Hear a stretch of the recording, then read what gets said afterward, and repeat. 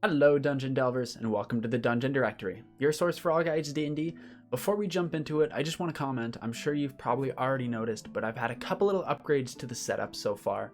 I got a mount for a better camera, so that's all included. I got a light here so that the lighting's better, and most notably, I got a dedicated microphone, so hopefully that should make a big difference.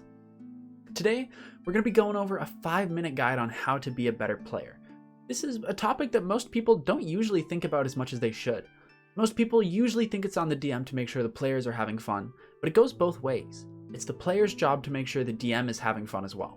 How can you do your part as a player to make sure everybody's getting the most fun out of their game time? I'll tell you. So without further ado, let's delve right in. The first tip is to be punctual. This one should be a given. Show up on time and ready to go. Everything you need should be on hand, whether you play online or in person. If for whatever reason you're going to be late or can't make it to a session, make sure to give as much notice as possible. And if you consistently can't make it to your group, maybe consider trying to find a group that plays less or at a different time slot. Number 2 is to try to be prepared on your turn. Pay attention to the fight during everybody else's turn and know what your options are. When your turn finally does come around, you shouldn't need to ask what happened or sit there thinking while everybody else waits for you. This can be really harmful because it pulls people out of the moment while they wait.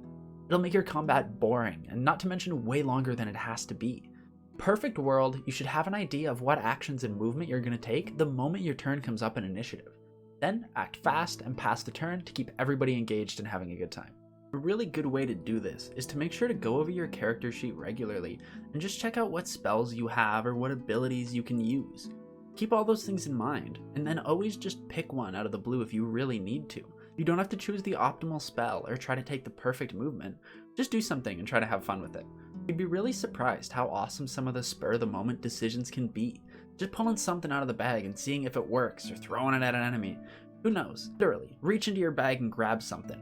Ball bearings, caltrops, rope, you name it. Throw it at whoever you're looking at. That's what Chartier used to do, and he was iconic enough that my players bought me a picture of him.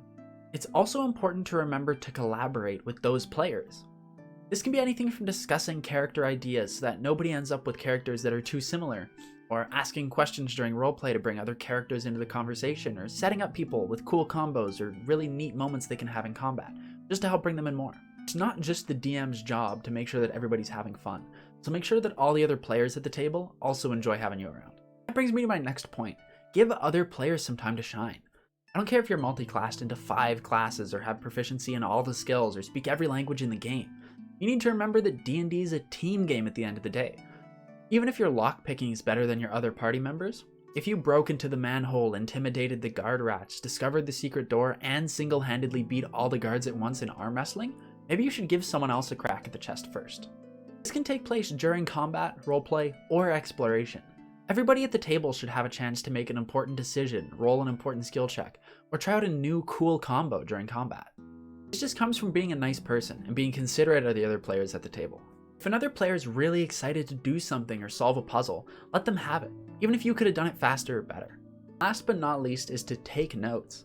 Nobody's asking you to write novels on the adventuring of your party. Just keep a little notepad with some basic information on it.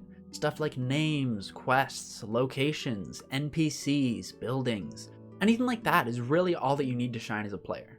This is something that's not only super great for the DM, but it's really handy for yourself to be able to look back and know what happened. This is especially helpful during roleplay heavy campaigns, where NPCs recur multiple times and you have to try to decide what people really want and what their motivations are. Thank you so much for sticking around to the end of this 5-minute guide. If you enjoyed this topic, it'd be a huge help if you considered liking the video and subscribing to the channel for more weekly D&D content. If you had a topic you wanted me to cover, go ahead and drop it in the comments below and I'll take a look. Anyway, thanks for watching.